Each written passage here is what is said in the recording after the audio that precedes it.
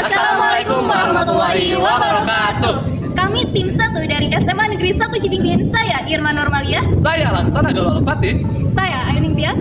Selamat menyaksikan penampilan video presentasi dari kami. Insinyur Soekarno pernah berkata, berikan aku 10 pemuda, maka akan kuguncang dunia. Hal tersebut sejalan dengan peran generasi muda yang aktif, terutama pada era digitalisasi. Apa itu era digitalisasi? Era digitalisasi adalah era di mana manusia banyak menggunakan teknologi untuk kehidupan mereka. Era digitalisasi lahir dengan kemunculannya digital, jaringan internet, khususnya komputer, dan teknologi informasi yang semakin berkembang pesat. Di era ini, sebagian besar anak muda tidak dapat terlepas dari suatu platform bernama media sosial.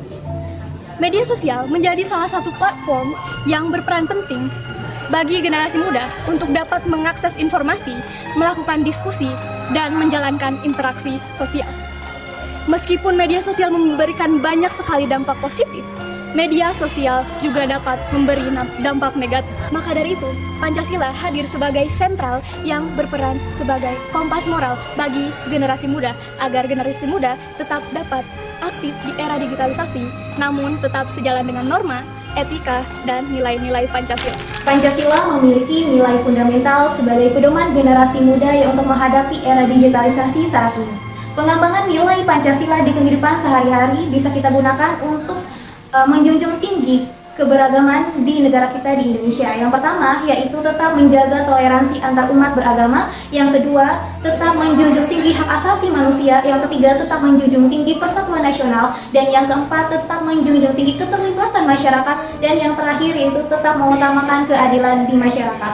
Dari nilai-nilai tersebut dapat kita lihat bahwa implementasi nilai Pancasila di kehidupan kita, terutama di negara Indonesia, dapat dilihat dari aplikasi beretika. Yang pertama yaitu Gerakan 100 Smart Cities yang dimana telah diluncurkan pada tahun 2017 yang berguna untuk keberlanjutan di sebuah kota, terutama dalam pemanfaatan teknologi digital. Yang selanjutnya, yang kedua, itu digitalisasi UMKM yang dimana ini memanfaatkan teknologi untuk meningkatkan daya saing dalam usaha. Yang selanjutnya, yang terakhir, yaitu ada e-waste management yang dimana teknologi dimanfaatkan untuk pengolahan limbah elektronik yang bisa digunakan untuk keberlanjutan lingkungan. Meskipun Pancasila memiliki nilai fundamental, pasti generasi muda saat ini banyak dihadapkan oleh tantangan di era digitalisasi. Di antaranya yang pertama, adanya kesenjangan regulasi. Perkembangan teknologi semakin cepat, tetapi tidak dibarengi oleh regulasi yang tepat. Ini mengakibatkan banyak sekali informasi yang tidak bermoral yang sudah disebarluaskan di Indonesia. Yang kedua, adanya ancaman data dan privasi. Yang ketiga, adanya kekurangan lowongan pekerjaan. Ini yang mengakibatkan banyak sekali generasi muda saat ini yang menganggur dan tidak memiliki pekerjaan karena pekerjaan tersebut telah diambil alih oleh teknologi. Yang selanjutnya, upaya kita sebagai generasi muda untuk menerapkan nilai Pancasila bisa kita lakukan dari hal kecil terlebih dahulu. Kita harus selektif dalam memilih dan menerima informasi di media sosial. Yang selanjutnya, kita jadikan teknologi sebagai penunjang utama pembelajaran kita sebagai pelajar di sekolah.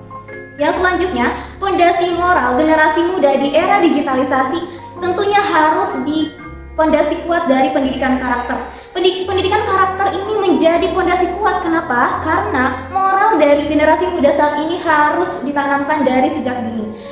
Pendidikan karakter yang efektif melalui 3 aspek. Yang pertama, pengetahuan moral, perasaan moral, dan juga tindakan moral. Artinya, Pancasila sendiri tidak hanya untuk pengetahuan saja, tetapi harus dilakukan atau diterapkan di kehidupan kita sehari-hari. Yang selanjutnya, peran keluarga menjadi fondasi kuat generasi muda dalam menghadapi era digitalisasi. Generasi muda saat ini banyak mengalami depresi dan kecemasan yang berlebihan yang diakibatkan dari adanya teknologi. Peran keluarga dalam menjaga kenyamanan dan keamanan generasi muda saat ini sangat dibutuhkan, terutama di bidang emosional generasi muda saat ini. Kesimpulan esai kami adalah Pancasila bukan hanya menjadi simbol ideologi semata, melainkan menjadi pedoman yang nyata dalam membentuk ruang digital yang harmoni, inklusif, dan mencerminkan karakter bangsa Indonesia yang beradab dan berkeadilan. Tentunya, era digital yang penuh dengan tantangan ini bisa menjadi momentum yang mampu memperkuat nilai Pancasila untuk menjadi kompas moral generasi pemuda serta memperkuat ikatan sosial dalam kerangka Negara Kesatuan Republik Indonesia.